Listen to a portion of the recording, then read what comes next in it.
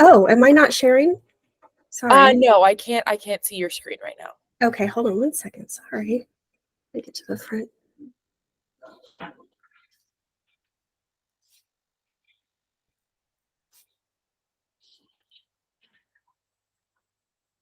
Okay. Perfect. All Great. right. We're Welcome, going to be just everyone. fine. Happy Wednesday.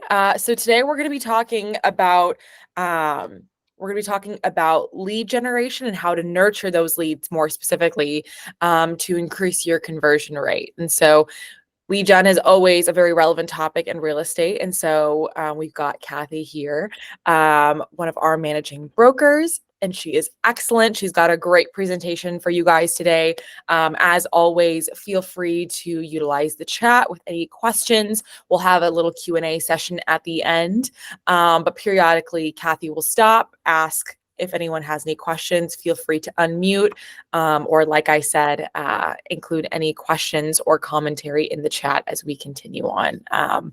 We can also talk a little bit more about what you guys are doing as well to nurture your leads in your day-to-day business as well too towards the end. So without further ado, let's get into it. Kathy, the floor is yours. Absolutely. Thank you, Ela.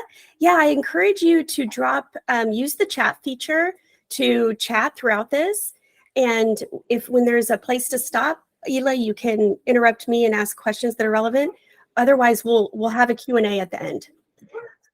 Okay, so welcome realtors. In today's competitive market, nurturing leads is no longer optional.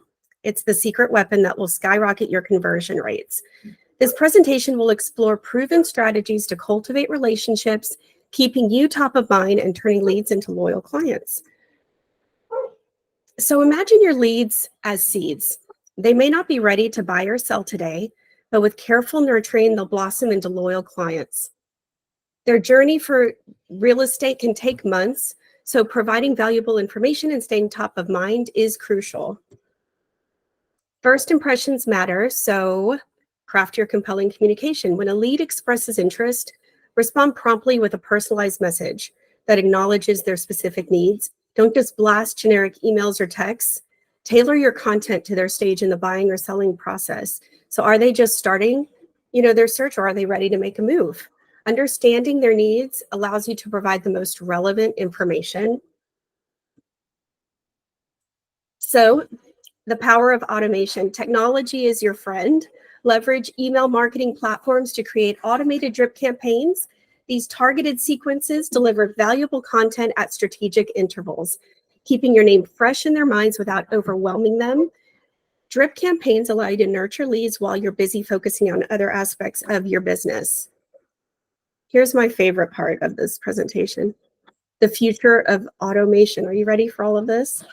Okay, so the real estate industry is constantly evolving to embrace new technologies, and automation is a major trend.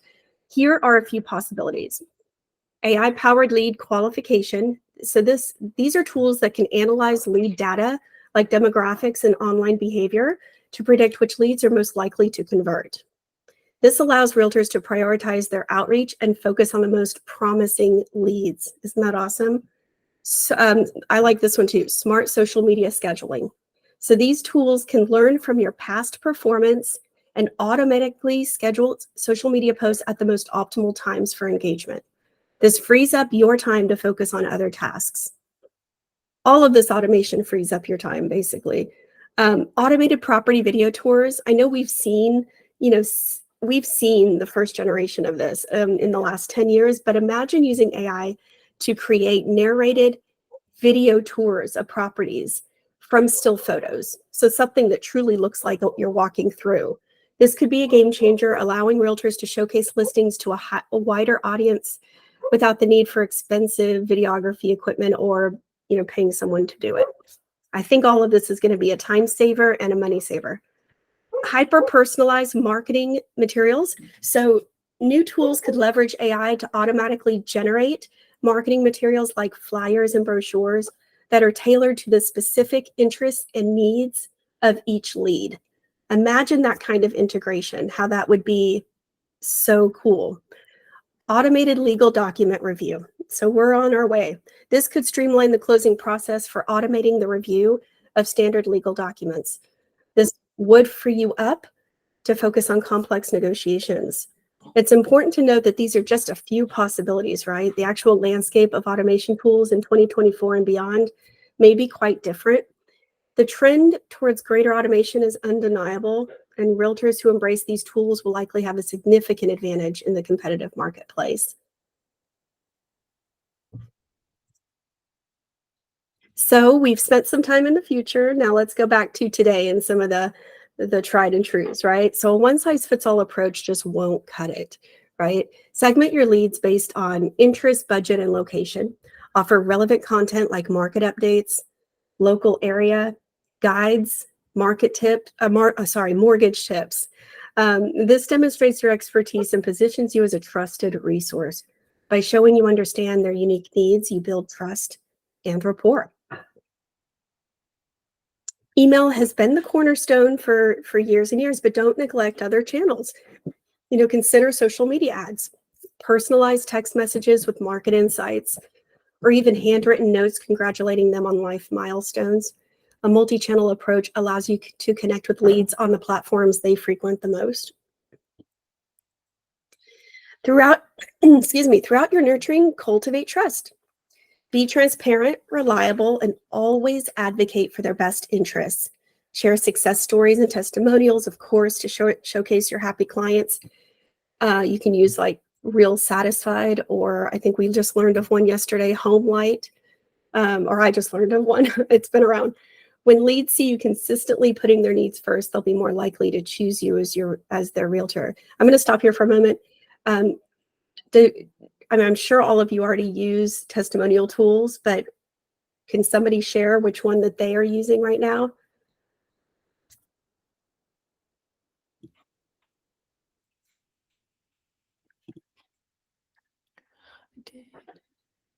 Oh, Reach 150. Okay, that's a new one for me. I'll have to check that out, Jeanette. So also, I would suggest getting just always sending something for Google reviews, because people will Google first and foremost, right? And Google happens to have a really good SEO on Google on their own platform. So that might be a good place to be like as your general place for all reviews. We just had this conversation in a room earlier this week, and agents were thinking, I just don't want to have all my reviews on Zillow. And I did that years ago. I had all of my awesome 5-star reviews on Zillow, right? And then when I stopped using Zillow, yeah, they're still there, but do you see what I mean? I don't own my testimonials. You want to own the site. You want to own your profile. Make sure that everything is there for the future. So the art of follow-up. Don't leave leads hanging. Schedule follow-up calls to answer questions and address their concerns immediately. Sometimes a simple phone call can turn just a lukewarm lead into a hot prospect. Following up demonstrates your commitment to their needs and keeps you at the forefront. So this is something that I don't think a lot of us do in the real estate industry, but I think we should. So data is definitely your guide here. Analyze click-through rates, open rates, engagement metrics to see what resonates with your audience. Regularly refine your strategies and content to optimize your campaigns. Are emails getting opened? That's number one. Are your social media posts generating clicks? By tracking those results, you can identify what's working and what's not, allowing you to continually improve your lead nurturing efforts. So, we have a wealth of data at our fingertips, and several tools can help us analyze that to gain insights. So here are a few. You can use the CRM integration. So many customer relationship management platforms offer built-in data analytics, and that can track lead activity, analyze market campaign performance, and things like that. The real estate market data platforms, there's dedicated ones for us that offer in-depth analysis of local market trends. And these tools can provide insights into average listing prices, days on market, market fluctuations.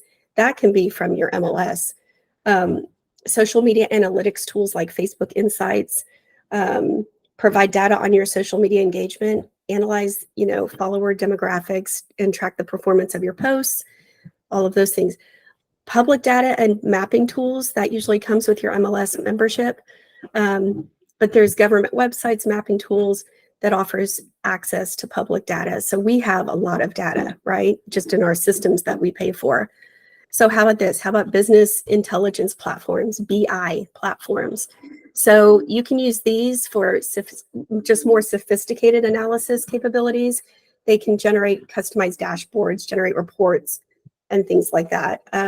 There's, Microsoft has Power BI. That's just one example. So data integration, these are additional considerations. You can ensure the tools you choose integrate with your existing CRM. Consider user friendliness of the platform, consider pricing, all of this stuff. But there is a lot of information out there and more to come. Remember, nurturing is an investment, not a cost. So by consistently providing value and building genuine connections, you'll transform those initial leads into loyal clients. Sorry if there's background noise. So here's a recap. So let's take a moment just to recap the key strategies we've covered. Respond promptly and personalize messages. Leverage your email marketing platforms for automation, and remember all of those key new things that are coming out in AI. Keep an eye out for those. Segment leads, personalize your content, build trust, follow up consistently, and then track your results. So putting it into action, develop a lead nurturing plan that outlines your goals, target audience and communication channels, create a high quality content calendar to ensure you have a steady stream of valuable content to share with your leads. And of course, there's a software program for that. You can easily do that. Leverage technology, marketing tools to automate tasks. Schedule regular lead nurturing activities into your workflow to ensure consistent communication with your leads. I've been playing around with the free version of Trello to sort of organize myself with different, it's just a way to do a project management tool. I wish I had known about this years ago when I first got into real estate, all of the cool things you can do to organize yourself and not just be chasing everyone who calls you, chase them, chase them, chase them. We have such awesome new tools that can help you work smarter, not harder. And I've just blown through these slides, but I figure we'll have time to discuss. So of course, there's resources available. You can explore, like, if you haven't done this already, like an email marketing platform like MailChimp or Constant Content. But keep your eye out for those new AI tools that are coming out. Yeah, okay, thanks. So yeah, let's talk. Ela, let's look through and see what questions came up in the chat. So I was asking if everyone was already using drip campaigns as you were kind of talking more about email marketing and that messaging. And so we've got people in the call that are at different stages of where they're at in terms of drip campaigns.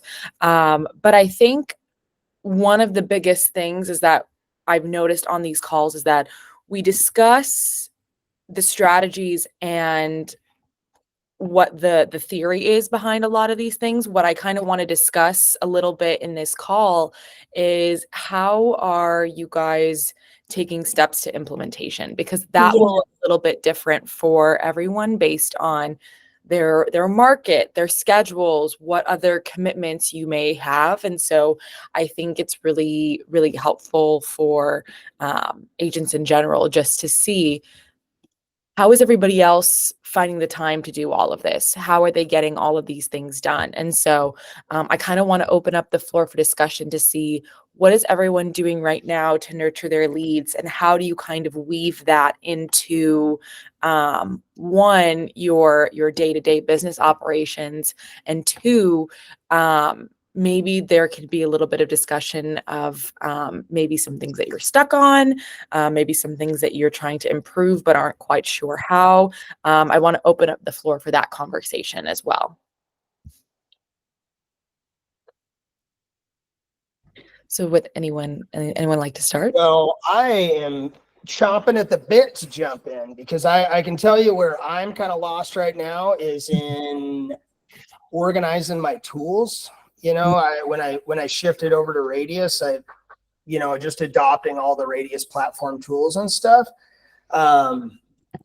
And so I'm really curious what's working for other people and what aren't. I know, Catherine, you mentioned Trello, and I know I use that for all kinds of stuff. So it'd be cool to see like, what tools are working for, what's a good combination, right? Because like the day-to-day stuff, like you said, like KV Core has been great for what it can do, but I really don't like, the layout's it's been tough for me. Like, so getting over that's been to keep the consistency on it's tough. But so the seems like the shiny tool, the shiny new object syndrome is heavy right now. So I don't want to get caught in that. So I feel like that's kind of what creates the best consistency for me, is like setting up my tools right and then and then having a schedule to use them. So Yeah, I hear you, Joe. I'd love to hear if anyone else has best practices, but I'm going to say what I've been playing around with, and I'm still playing around with the Trello boards, to tell you the truth, Joe. But I what I really like and what I've been looking into is how can you use these technology tools for free, right? Without spending an arm and a leg, like all those little $20 fees add up. right. And if you're not really using it, then it's just, so I've been using HubSpot. They have a free version for the CRM, which is a beautiful tool for real estate CRMs. I think that's an underutilized or underknown thing. Well, and I love the way they have where you can look at you can set your timeline of that up and just drag people over as they're at the next step. That HubSpot to me has always been really user friendly, Yes. So sorry. So I think it's user friendly too. And I like the layout. I just like the look of it, right? And also that's what attracted me to Trello. So I've done some research and trying to just figure out how to go from A to B, and be just more streamlined with all the processes, all the things that I do. And I think you can use that for your lead nurturing. But there might be a better, option. I encourage everyone to really look around and review. I haven't been an extensive user of KV Core, just so you know. I've been looking into just other ways to do the things that I want to do to make sure that it's streamlined and something that works with my workflow already, the way I do business. And that's what you have to do. It's, not going to fit everyone. Totally. I know I've just had a lot of resistance with agents trying to use the tools. There's so much great stuff in KV Core. There's a lot. It's kind of some of it's a big lift to learn it. So, and then so it's harder to get the consistency with it. And that's what I found with KV Core is I struggle with the consistency. And if you want to bump up to the team version, it gets pretty expensive pretty quick. So that's why. Oh yeah, it sure does. That's why I really like hearing you say HubSpot, because it is cheap, easy. I'm idiot proof. Yeah. I mean, I can only speak to solo production. Like since the place is a new brand under Radius, so I can only speak through the solo production before creating this brand.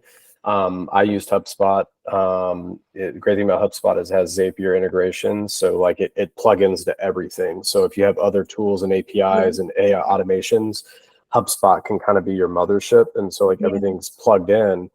You can run like I hired a guy to run a GPT algorithm that like accesses databases, spreadsheets, like formats it in GPT and has a feed going into like HubSpot, so it can actually create personalized email copy, insert into the HubSpot email function, and I review it for like 5 seconds, and then it fires it off. But what I'm trying to do now is, because now I got to think bigger. It's not just me. I have to think of like, okay, when agents join since a place and I'm onboarding, what's the best platform for the most mass? You know what I mean? Like, am I forcing people to adopt what I'm comfortable with, or like, so right now I'm actually exploring other options just as another like plan B, plan C.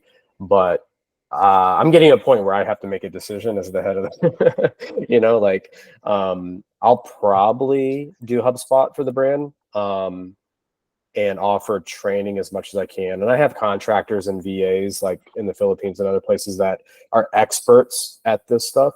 So like, I'm actually even thinking of passing on and subsidizing, like offsetting the cost of like getting their own VA from the team currently to walk them through and actually like add bandwidth to what they're doing as a team member. So I have different ways of like incentivizing them.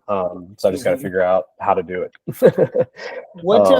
What's worked best for you on, where have you found the best VAs as far as, because I know you mentioned Philippines, and is there a certain going through, or very, very lucky. It was a personal referral from my tech startup days, where built a lot of trust. I pay higher than what you can find like through other like intermediaries.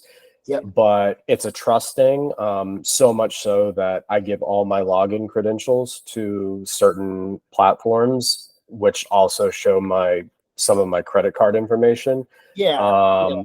And I would normally not do that, but it's just they're like family now, and I trust them wholehearted. So much that they actually do some biz development calls in the past for me, like actually pitching and nurturing, so we can hit 2 for 1, where like we're running at double speed and glowing reviews. And so that took a while to get to that point where I'm like basically handing the keys when I need help to this individual. It's very hard to find. No, that's great, man. But we can talk offline, because they're always looking for more work and stuff. So that'd be great. Yeah. I'll make a note to follow up with you here this week sometime. That'd be cool. Great. Yeah. That's awesome, Samuel. I love that. And you just gave me an idea of perhaps another room topic is to talk about utilizing global ops for real estate and maybe best practices. I'm not necessarily an expert, but we have people in our company that are. So that might be an option, Ela. What do you think? I love that. And then we can have Samuel in the room too to kind of give his. We're gonna have to put disclaimers. We're gonna have to put disclaimers like, do not do what Sam does with your personal financial like. We'll have it in big red letters. Yeah. Those screen shares are always fun, right? Where you're like, okay, so this shouldn't be like this, but. Exactly. Well, that's cool. I'm excited that that there's other people out there having success with HubSpot, because I've used it in other sales businesses, but I've always had some kind of integrated front and back end in real estate stuff, and it's like sometimes it's just it's technically it's supposed to all work, but if you can't be consistent with it, it's useless, right? So, and also that's like right. how you score things too. Like one thing that I'm really kind of JV at, and I should be better, and I need to hold myself accountable. It's kind of when you get like HubSpot can create a rabbit hole, right? Where you have to know how it works for you, because if you get too distracted, there's the bells and whistles and analytics and everything. And one thing I'm really bad at is like what we call lead scoring, and then setting your own threshold. So like I keep it super basic, but you can get crazy, right? Where like there's triggers and alerts, and I know HubSpot sky's the limit, man. I used to work manage a HubSpot account in a tech data deal, and it was like, dude, some of the stuff it was just ridiculous. 100 scores for a funnel, right? yeah. When it's like, okay, just the dude into the next box. You've had the conversation, like there's keeping it simple is where I gotta stay. So yeah. And I think one thing that I found, the reason why I like HubSpot is once you set up the great thing is like once you set up solid templates for emails and like quote unquote drip campaign, whether it's a 3-step, 7-step, and you can set up different campaigns as well. It ensures consistency, at least in terms of tone. So like, even if there is I'm offline, but they're working different hours and there's follow-up. As long as they use 90% of the template, I trust the tone, right? So like we'll never be off brand message, and we'll never, like, I won't send an email in my natural voice, and then because we have the template and my VA and my team has learned how I speak and how I would respond, it's almost indistinguishable if I'm responding to a late night email, or because they've learned my language and how I wouldn't be so proper with certain clients, and Right. you know, and so I think once you have the templates down, you find a good VA, find a good team member. It's like natural language processing, right? So it's just kind of like, okay, this is how I would respond in this scenario. And once you have those loaded, it's like, all right, create new message within HubSpot, and then you can drag down and choose, okay, is it campaign A reply, and then they tweak a few words, and then it's like in my voice, and then they send it off. That saves time too, because then you don't have to create copy from scratch every single time. Right. Yeah, and those templates work because that's 90% of the time you're answering those questions the same. When you hit this point, that is what you're going to say, regardless of the situation. So yeah, for sure. Awesome. What about front end stuff? Like, what about the front end to back end integrations? Is that where a lot of people are using the KV Core stuff that under Radius, or what are you doing for front end? Oh, for me, I'm going to be fully transparent. This is somewhere where I need to step it up, because the old, again, I'm building my own brand now, but in the past I had all that taken care for me. You know, it was subsidized, the flags I was with. So essentially part of that cost was getting, you know, ways of capturing on the front end and then synthesizing it on the back end. So I'm not the best person to talk about right now because that's another cost. Another thing I have to figure into this business now is how do I do that so that every new agent can take advantage of it, and also for the brand. So fully transparent, right now I'm on my own, and I'm kind of old school. I don't have all the pixel tracking and funnels and lead gen. I have different databases of 10,000 or so targets of people that I want to hit across geographies, and I'm old school. Create campaigns and it's outreach, right? So I'm not the best person to speak to that. I want to be better at it, but got it. Well, and I think that's the key right now, right? It's that, it's everything's there for that inbound, for that inbound lead source. It's a shitload of work setting it all up. It's so that, I think that's probably a lot of us are kind of in the same boat right now. I think so too. And that's what I was kind of alluding to, is that I've been trying to just in my spare time go behind the scenes and come up with a nice, tech stack for myself that's really low cost and something that I can explore, because I'm not a heavy, I'm not selling, that much right now. I'm just, friends and family, but I'm not like out there like you all are at the, because I'm managing, but I'm just trying to figure out that tech stack so then I can share that with all of you. And I don't encourage you when you're first starting out, or when you're at a place where you just can't afford the $1,000 a month sort of fees. It's like, don't go into debt. Use these tools that are free, and these are awesome tools that you can build on later. You can always go to a paid plan later. It's not like you're going to lose that, but don't overextend until you're there. That's what I encourage, because I've made mistakes in the past with. No, and I think that's been, key for me in my entire career. I think that's really important in that, like, don't spend money you don't have. Make the money and then reinvest. But there's nothing in this business you can't do for free. That's fairly similar, with a little bit of work. So I definitely think that's more true now than ever, Absolutely. Yep. Those are wise words. Well, that was an accident. Yeah. since we're recording this, let's keep expectations where they need to be. No, absolutely. Absolutely. Uh, Kathy, will you go back a few slides too? I want to see if anyone has any comments or questions on any of the other multi-channel strategies that you had on there. I know in real estate, you guys have to have a lot of hats. And so again, with managing your time and all of these things, has anyone on this call found that social media does or doesn't work for them, and what is kind of your thought process behind that?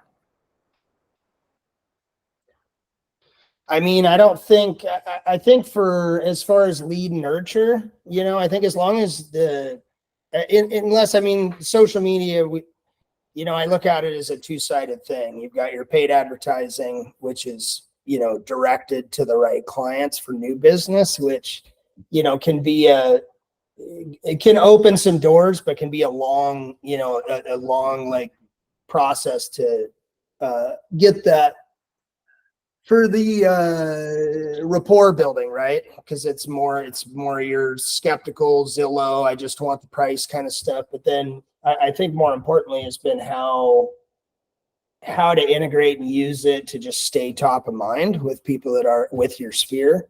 Because that to me has been what I notice is I don't get any business off my social media, but if I drop off and I lose that consistency with the work side of it, I start to hear more of those comments within my sphere of like, oh, you're still doing real estate. And it's like, yeah, it's 14 years now. That's haven't done anything else. So, but if you don't freaking post today on it, then they're like, oh, I thought you quit. So I found it's like almost more of like a necessary evil to integrate, that it's just there to try to, try to pull people back into your little hub, where you can. But I mean, that's, and I know there's a lot of agents that live and die by it and do a lot of good business. But for me, that's like that base level is like, it works really well as a tool to stay top of mind locally,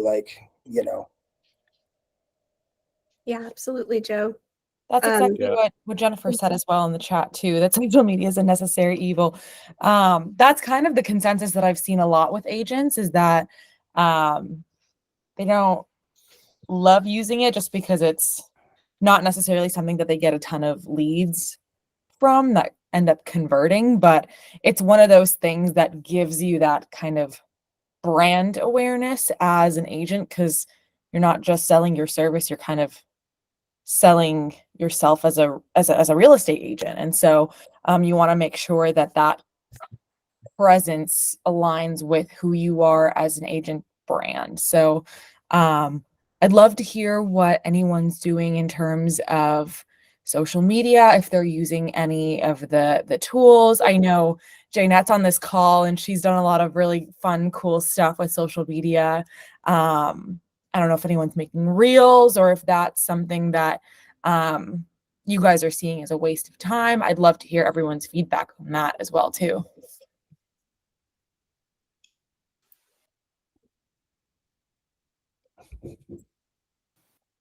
Yeah, I mean, that's, oh, Go ahead, Sam. no. I was just going to say, I would love to learn from anyone who's doing reels successfully. That's somewhere where I'm lacking. I know it would be fun, but if anyone's got any tips, that'd be great. But sorry, I didn't mean to cut you off.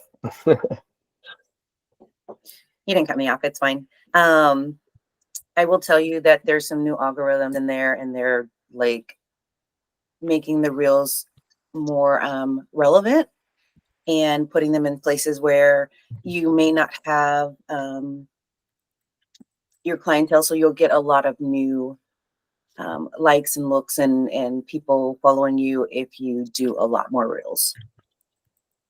So I do a handful of everything when it comes to social media, but I will tell you it's a lot of work too. It's another job within itself. And so I do utilize one person that helps me to do a lot of the posting. And then there's a lot of scheduling done, but you also are encouraged to do more and post a little bit of your personal space.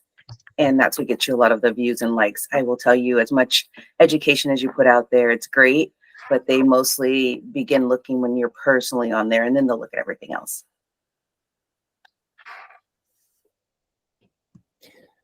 Yeah, I've found the same thing, Jeanette, is like just being present on the platform in the right way. Like if it's for what it's intended, then like I can set up a YouTube thing and blow it up, and have all kinds of inbound traffic, because it's that long content video, and by the end of a couple videos, they feel like they know you, right? Like I've sold houses sitting in the water surfing, where people are like, wait, you're that guy. And it's like, all right, let's do this, So that's been awesome. But then if I try to do the same thing on Instagram, it's not, you have to treat it totally different. So yeah, the reel thing is crazy, right? Like some of the reels that you pop in, like some of the numbers that you're seeing right now on that exposure wise is pretty incredible. Like pretty impressive. Yeah, pretty impressive. And I will have to tell you guys, TikTok is like the place right now, unfortunately. But we're not all TikTokers. I know I'm not. But it's picking up a lot more than any of the other stuff that I do, seems like. Oh, Jaynette, I didn't know that you were involved in TikTok as well, too. When did you expand into that? It's been there, but I just don't utilize it as much. And lately, well, the last 2 weeks I've been doing so, and I'm just like, wow. Where has this been all my life? No, I love that. I love that. I think TikTok, again, it's unfortunate, given the current political conversation surrounding it. However, I've seen it work for a lot of small businesses and things like that. But again, like Jaynette was saying, it tends to be one of those things that's almost like a second job. And if you're not careful, it can take too much time and whatnot. But Jaynette, I'm curious to know, are you using anything particular in terms of scheduling for your content? Or I know you mentioned that you had some help with posting. What does that kind of look like? So Airtable and Notables. Okay. Airtable is an excellent resource, especially for anyone to get organized. It also operates as a CRM, to my understanding. It can, yes. But then we have so many CRMs, it's like. Exactly. There's so many tools at this point. That's what I use. Like that's like with KV. I don't use KV Core. Like when I was using the HubSpot integration, I was using Airtable, HubSpot. I hired a freelancer to build out a Notion workstation. Notion is way above my head in a lot of ways, but like if you can set it up the right way, they all feed into each other. So like absolutely, you can archive content in Notion, so write all your email copy, all your social copy, and have them in different folders. And then you can somehow connect the Notion workspace with Airtables with like owner target information. So your targets of like buyer or sellers, if you're going for the seller side, and then that feeds into HubSpot. So like you can almost create, it's like a 3-step process, like copy, connect it to all the contact fields that you set up in your copy, and then they combine the two, and then they dump it in HubSpot, and then you can run campaigns like that. And I used to use HubSpot, and it's really great. Like you said, I just got away from it, but I need to get back to it. And I didn't use it here, but I was using it elsewhere. And then I was trying to integrate over here, but it's just, like you said, you need help, you need work, you need someone that actually knows what they're doing to make sure that they connect all the dots. And I've also tried virtual assistants, which, like you said, you have to find a good one, otherwise it does not work. But I was also going to look up something. We just learned some new tactics over last week of some great like ways to kind of break through to social media. So I'll kind of share that with everybody too. I'll put it in the chat. Cool.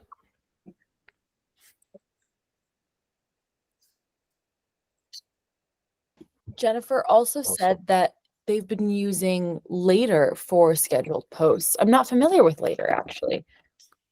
I've seen it. Social media. There's just scheduler. so many things out there now. You have to like pick one that you like and then use it. But there's so many different apps out there now. No, absolutely. Absolutely.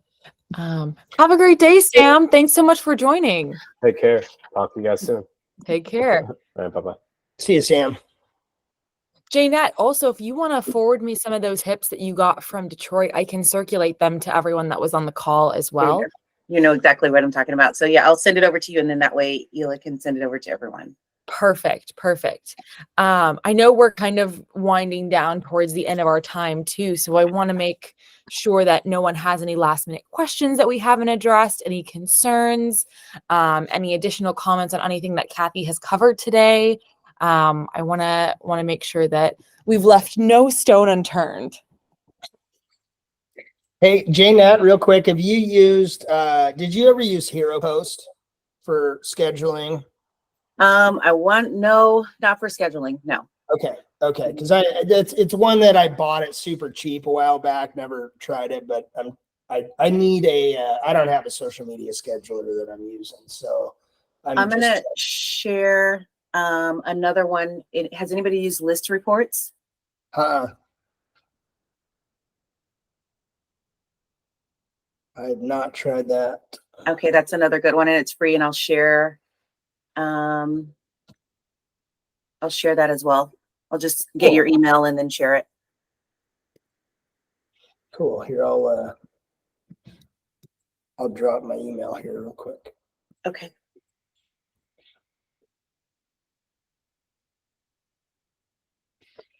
Well, sweet. Well, I appreciate it.